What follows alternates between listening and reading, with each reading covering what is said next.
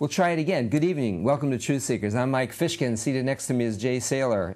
It is Saturday night, August 1st, 2009. So if you're watching August 1st, 2009, first day in August, you can call us if you'd like. We talk about spiritual and philosophical things. For those of you who haven't watched this program before, we've been doing that for almost 6 years. And we love to discuss truth and truth-seeking in the philosophical and spiritual realm. And that goes into almost every area of life. We talk a lot about science here, too, because if there is a designer in the universe, a God, obviously everything relating to science was developed by him or her or it. We happen to believe he likes to call himself as him, so we'll go by that. Of course, he's beyond just him. In any case, let's see, the last live program we did a couple of weeks ago, we showed some film clips with Terry Mortensen. He's got a PhD in geology from Coventry University in England, and he's pretty well versed in all areas of science, basically in relation to evolution and creation and the arguments that ensue between them, and where are the facts and everything like that. And we're going to get back to him a little bit in a couple of minutes relating to information again, the DNA information that's in all of us. And, you know, the last program we did live 2 weeks ago, we talked a lot about how information is clearly non-material. It's not energy, it's not material. So it's kind of outside of what science would consider all of reality to be at this time. We would predict that everyone's going to see scientifically down the road a little bit that information is non-material reality, except they're going to have a different slant than we do. It's going to be a New Age yin-yang slant on things. I came out of the New Age and Eastern religion many, many years ago. Before we show this film clip, though, I sometimes make mention, I've read before from this document I'm going to read now. I pulled it off the internet. It was from the Council of Europe's own Parliament. Now, many of you may not know who the Council of Europe is, but they formed the European Union. There are 47 member states of the Council of Europe, and they plan to, and there were 10. There are 10 charter members that started all. That number 10 is interesting. But there are 10 charter members of the Council of Europe. They have the same flag as the European Union. They had the same anthem as the European Union. They had a poster with the Tower of Babel on it, but it got too much negative play on the internet, and they've removed that poster, I understand. But they seem to be very, very concerned about creation, ruining the world, the concept of intelligent design, the concept of the God who gave us Isaac Newton, Michael Faraday, and Robert Boyle, who believed in him and science. They don't think science would have materialized. And they do think at this point that it's all going to go to pot, for those of you, well, anyhow. But it's all going to go to pot if we agree with Isaac Newton, Michael Faraday, Robert Boyle, that we won't have true science anymore. I'm going to read you a couple of quotes, and then we're going to show that first film clip, and then you guys can call in if you like. But let me just read this this is from the Parliamentary Assembly Parlementaire from the Council of Europe, document 8th of June 2007. And they say here, this is a summary at the top. It's a pretty thick document, quite a few pages. The theory of evolution is being attacked by religious fundamentalists who call for creationist theories to be taught in European schools alongside or even in place of it. Now, most of the Christian science, the scientists who believe in creation that I know of, they don't mind people teaching evolution, in that as long as you can criticize it, because the truth will be made manifest after a while that it can't hold up to the criticisms. But these people don't even want to allow criticism of it. So those are the things, anything alongside of it. But let me go on here. From a scientific view, they say, there's absolutely no doubt that evolution is a central theory for our understanding of the universe and of life on Earth.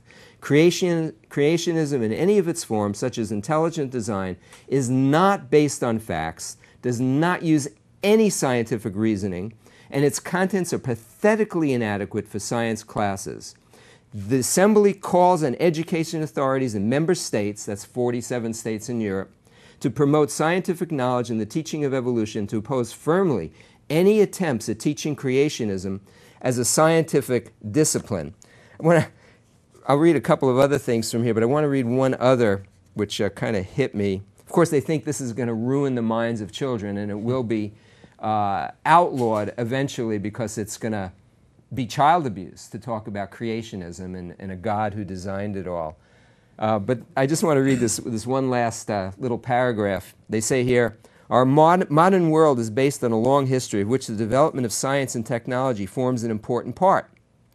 However, the scientific approach is still not well understood, and this is liable to encourage the development of all manner of fundamentalism and extremism, synonymous with attacks of utmost virulence on human rights.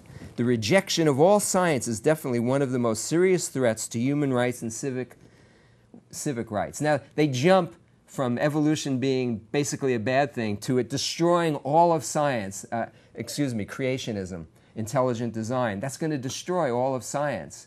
And so the question becomes, well, did Isaac Newton, Michael Faraday, Robert Boyle, James Clerk Maxwell, virtually the founder of every modern branch of science, did they destroy modern science? Because they believed in intelligent design, they believed in the designer, they believed in the creator, they believed in the Bible, they also happened to believe in Jesus.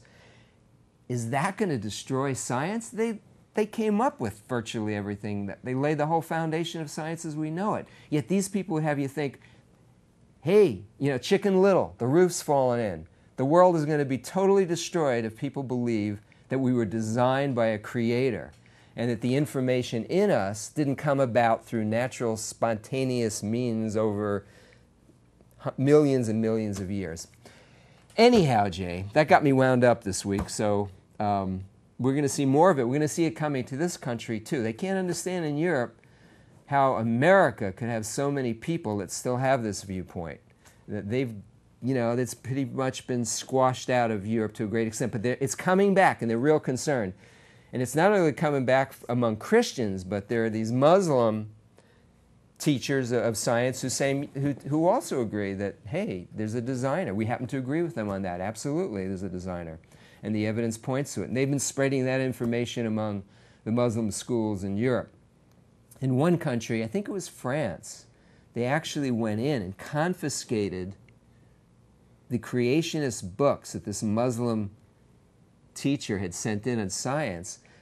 They heard it was in the schools, but they don't go in and confiscate the books that talk about, let's impose Sharia law, let's get all of Europe becoming, Muslim, let's, destroy the Jews, they don't have a right to life, as basically the Hadith and the Quran say, that God hates the Jews and hates the Christians. I mean, that stuff can go on. They're going to go in there, and they're more worried about evolution. We think we know why. It's something Maharishi Mahesh Yogi said a long time ago. You mean about creation? They're more worried about creation. Yeah. When I get going, I can substitute one for the other. Thank you, Jay. Creation. It's amazing they're more worried about that than those other things.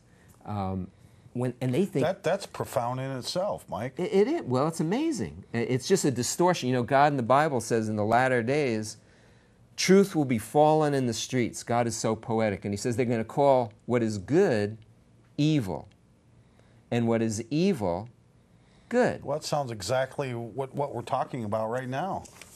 Part of it, and then it relates to morals, But we're gonna go there in a few minutes. They made two statements in there, Mike, that really stuck out to me, and one was that the overwhelming evidence of evolution and the overwhelming evidence that there's no creation. And what are they basing that on? They're basing it on their rose-colored glasses. We see the same evidence that they see, but we interpret it differently. And they're interpreting it the way they want to interpret it.